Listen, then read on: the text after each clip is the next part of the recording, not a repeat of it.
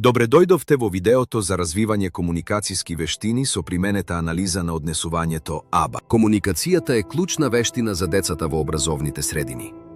Таа им овозможува да ги артикулираат барањата, да ги искажуваат потребите и да одговараат на прашања. Методите базирани на АБА ги учат децата да комуницираат, користејќи уреди за аугментативна и алтернативна комуникација, AAC, знаковен јазик, систем за комуникација со размена на слики, PEX или вербален јазик. Комуникацијските вештини се развиваат преку создавање можности за вербално однесување, моделирање на однесувањето, поттикнување, прилагодување на околината за да се направи комуникацијата понеопходна и обезбедување природни последици за соодветни вокални или ААЦ одговори. Диференцијалното подкрепување помага во подучувањето на барањето, наложувањето, со тоа што обезбедува посилно подкрепување кога лицето користи соодветна комуникација за да побара она што го сака, додека се воздржува од подкрепување за несоодветни обиди или проблематично однесување.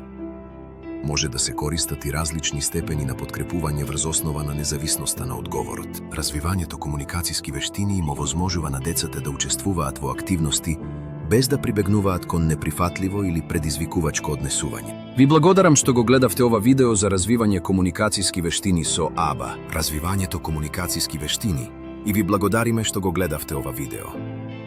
Се надеваме дека овој вовед во АБА и VR беше информативен и корисен.